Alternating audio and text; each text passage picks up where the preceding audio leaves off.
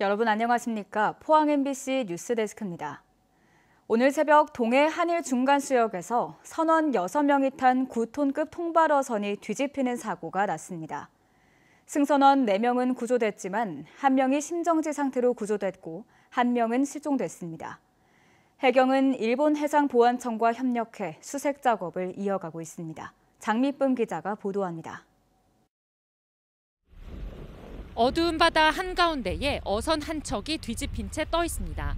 날이 밝아지면서 어선 내부를 확인하는 수색 작업이 본격화됐습니다. 오늘 오전 2시 35분쯤 경주시 간포항 동쪽 200km 해상에서 선원 6명을 태운 구룡포선적 9톤급 통발어선이 뒤집혔습니다. 외국인 선원 3명 등 4명은 사고 직후 인근에 있던 어선에 구조됐습니다. 수중 수색 결과 오전 9시쯤 조타실 내부에서 40대 선장이 심정지 상태로 발견됐습니다. 사고가 난 어선은 지난 20일 이곳 구룡포를 출항해 조업을 하던 중이었습니다. 해경은 나머지 선원 1명을 찾기 위한 수색 작업에 집중하고 있습니다. 현재 해양경찰, 해군, 어업지도선뿐만 아니라 한일어업협정상 중간 수역인 만큼 일본 해상보안청, 일본 수산청 등과 긴밀히 협력하여 합동수색 중에 있습니다. 해경은 사고 선박을 예인하는 한편 오늘 밤에도 야간 수색에 나서는 등 구조 작업을 이어갈 계획입니다. MBC 뉴스 장미쁨입니다.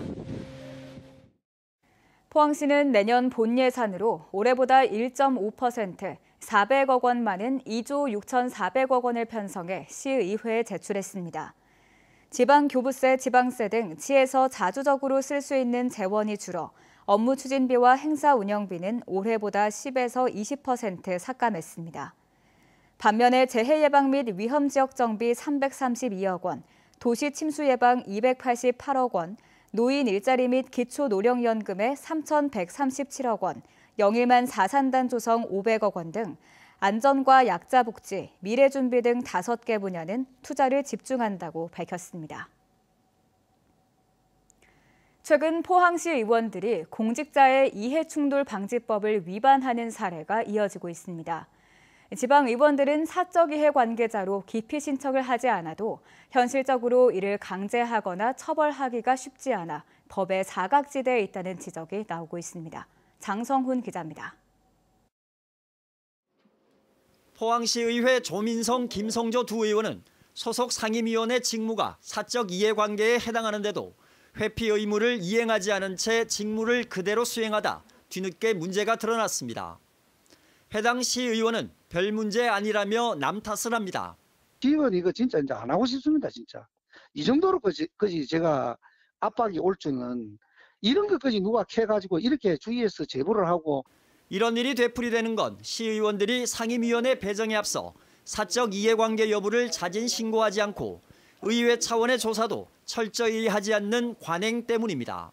아직 법 시행 초기이기 때문에 그런 여러 가지 혼란도 있을 수 있겠습니다만 기본적으로 사실은 공직 윤리에 대한 감수성 같은 게 확실히 떨어지는 게 아닌가. 법적으로 의장이 이해충돌 방지와 관련한 처분 권한을 가지지만 동료 의원들에게 법 준수를 강제하고 징계까지 하기는 현실적으로 쉽지 않습니다. 이렇다 보니 전국적으로도 지방의회에서 이해충돌 방지법 위반 사례가 자주 발생하고 있습니다.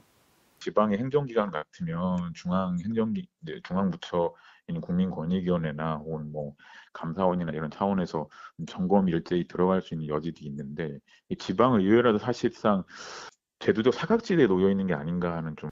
느슨한 지방의원들의 공직윤리를 다잡기 위해선 이제라도 세세한 내용까지 법을 지키겠다는 자체적인 쇄신 노력과 함께 시민사회의 감시가 필요하다는 지적입니다. 한편 포항시 의회는 이번 일과 관련해 전체 의원들을 대상으로 이해충돌 방지법 위반 여부를 조사하기로 했습니다.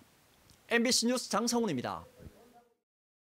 지방의회의 역할과 의정 모니터링 필요성에 대한 토론회가 오늘 포항시 의회에서 열렸습니다. 포항시민연대회 주최로 열린 토론회에서 김국재 바른선거모임 공동대표는 지방의회의 역할에 대해 주제 발표를 했으며 장혜경 포항시 의정 모니터링 단원은 의원들의 5분 자유 발언과 언론 보도를 분석해 발표했습니다. 한편 의정 모니터링단은 지난 6월 시민단체 활동가와 시민 등 10명으로 구성돼 활동하고 있습니다. 가축 전염병인 소 럼피스킨이 결국 경상북도까지 번졌습니다. 전염병으로 인한 축산농가의 피해를 최대한 줄이려면 신속한 방역이 필수인데요. 하지만 가축 방역의 최전선에 있는 수의직 공무원은 턱없이 부족한 실정입니다. 이도훈 기자입니다. 겨울철 유행인 돼지열병의 백신 접종 여부를 점검하기 위한 작업이 한창입니다. 경북 지자체 6곳, 20여 농가의 돼지 혈액을 직접 체열해 항체가 잘 형성됐는지 분석합니다. 돼지의 항체가 든 시료가 푸른색으로 변하면 백신 접종이 잘 됐다는 건데 검사의 정확도를 위해 육안으로 1번, 정밀 검사기로 2번 확인합니다. 저희가 직접 방역복이랑 방역장화랑 다 방역을 철저하게 지켜서 그 로프 줄 아시죠? 그거를 이제 끊어서 카우보이처럼 실제로 줄을 던져서 목에 감고 이제 펜스에 감아서 하는 건데 저는 몸무게가 70kg 정도인데 잡아야 되는 대상이 저의 거의 많이 나가면 10배까지도 나가니까. 대형 동물을 다루는 일이 고되지만 현장의 수의직 공무원들은 가축 산업의 기반을 책임지고 있다는 자부심을 느낍니다. 국가적인 차원에서 발생하는 질병들이 있잖아요. 그런 질병들을 저희가 필드에서 직접 검사를 하고 또 컨트롤을 할 수 있다는 게 공무원 수의사로서는 제일 소명이 큰 일이 아닌가 싶습니다. 하지만 인력이 부족한 탓에 하루도 마음을 편히 놓기가 어렵습니다. 특히 소 럼피스킨 병의 청정지역으로 분류됐던 경북에서 지난 14일 결국 첫 발병 사례가 나오며 비상이 걸렸습니다.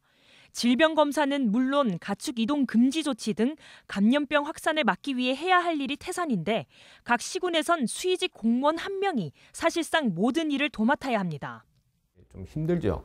아무래도 제가 뭐든지 이제 지시를 해야 되고 또 어느 정도 이제 계획도 세워야 되고 또 질병 전파 유형이라든지 또 차단 방역 대책이라도 세워야 되다 보니까 수의사가 1명이라도 있는 시군은 그나마 다행입니다. 안동, 영주, 구미를 포함해 수의직 공무원이 단 1명도 없는 지자체가 경북에서만 7곳, 3분의 1 가까이 됩니다. 이 때문에 실제로 안동은 럼피스킨 백신 접종이 전국 지자체 가운데 가장 마지막으로 진행됐습니다. 전국에서 경북의 한우 사육 규모가 1위, 젖소와 돼지 사육 규모가 3위인 점을 감안하면 수의직 공무원 부족 문제는 이미 임계점에 다다른 셈입니다. 열악한 처우가 문제인데 7급 수의직으로 채용된 수의사가 5급으로 승진하는 데 평균 25년이 넘게 걸립니다. 수당을 좀 올려주자. 이게 뭐냐면 수의사, 약사, 뭐 의사 있는데 우리가 이제 제일 낮죠. 그다음에 이제 이 직급 아예 채용을 그러면 5급으로 4급으로 하자. 그 보직은 안 주면 되니까 그죠 그냥. 그래서 가면 이제 이 보수는 약간 높잖아요. 그런 거죠 7급보다는. 각종 가축 전염병 발생이 해마다 늘어나지만 정작 이를 관리할 컨트롤 타워는 소수의 희생에 기대고 있는 겁니다. 전국 최대 규모의 축산업을 보유한 경상북도의 위상에 걸맞은 인력 확충이 시급해 보입니다.